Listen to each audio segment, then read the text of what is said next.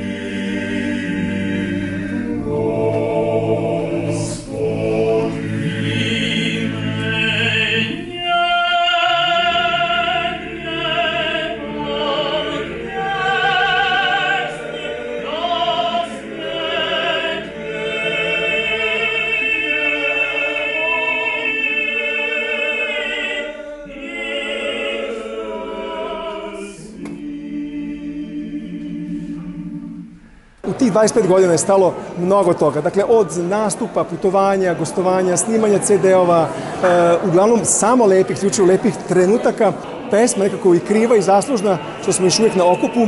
I hvala Bogu da je tako, jer znate kako, održati jedan kontinuitet u istom sastavu, mahom istom sastavu je zaista danas podvig i uspeh. Ne želim to da skrijem, niti da budem lažno skroman, ali istino, zaista tako mislim.